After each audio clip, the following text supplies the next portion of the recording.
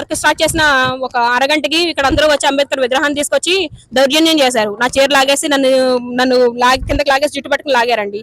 నాకు అంత చీర లాగేసిన తర్వాత నాకు అవమానంగా అనిపించింది. నిన్న కలెక్టర్ గారే చెప్పారండి ఈ విషయం. ఇక్కడ ఇల్లు కట్టుకోమని చెప్పి, ఇక్కడ ఈ స్థలంలో ఇల్లు కట్టుకోమని చెప్పి నిన్న కలెక్టర్ గారే చెప్పారు. మాకు జేసీ గారు కూడా ఉన్నారు అక్కడ. కావాలంటే ఇక్కడ వాళ్ళందరినీ అక్కడ వెళ్ళి అడగమని చెప్పండి. స్థానిక అది వాళ్ళకి తెలియాలండి. ఇక్కడ ఈ ఊళ్ళో ఉన్న ఒక పెద్ద మనిషి బాబ్జీ గారండి, ములగాల రామసత్యనారాయణ అనే వ్యక్తి వీళ్ళందరినీ రెచ్చగొట్టి పంపిస్తున్నారండి. ఇక్కడికి ప్రాబ్లం ఇక్కడ లేదండి, ఆయన దగ్గర ఉంది. ఇది వరకు ఈ సీసీ రోడ్ ఉండేదండి. ఈ సీసీ రోడ్ పూర్తి చేసి ఇదంతా పూర్తి చేసి గొడవను కట్టడానికి వేసారండి, మొత్తం మట్టి వేసేసారంటండి.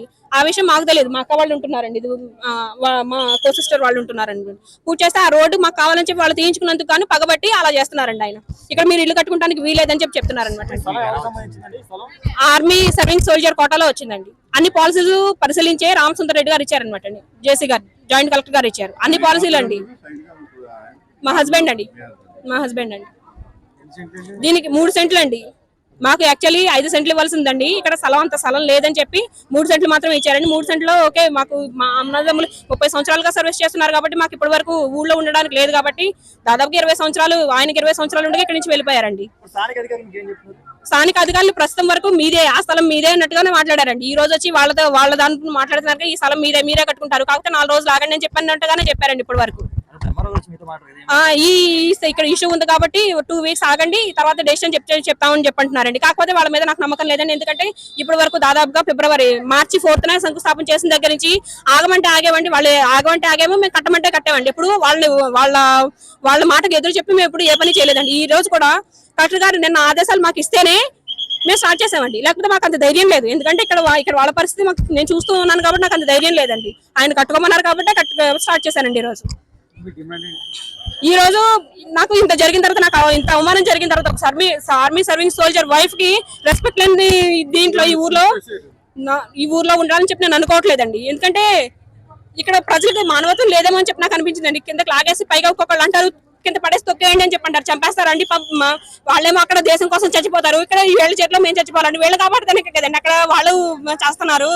ఆ మాత్రం వీళ్ళకి తెలియట్లేదండి. మరి ఏం చేయమంటారు మమ్మల్ని? వాళ్ళ వైఫ్లు కానీ వాళ్ళ కుటుంబ సభ్యులు కానీ రక్షణ ఉండదండి దేశంలో. ఇంతే చేస్తున్నారా?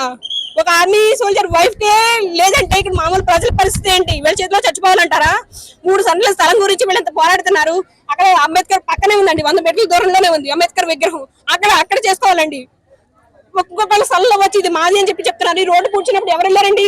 ఈ రోడ్డు పూడ్పించినప్పుడు కలెక్టర్ వరకు వెళ్ళి వీళ్ళు ఇక్కడున్న స్థానికులు వెళ్ళారు తప్ప వాళ్ళు ఎవరు రాలేదండి. మన ఈ స్థలం వాళ్ళదైనప్పుడు పూడ్పిస్తున్నప్పుడు వాళ్ళు ఎందుకు రాలేదండి?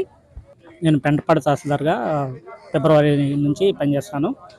మార్చి 11వ తారీఖున ఎక్స్ సర్వీస్మెన్ కోటాలో వాళ్ళకి పటా 333/1A2 సంబంధించిన సర్వే నెంబర్లో 3 సెంట్ల స్థలం పట్టా కేటాయించడం జరిగింది.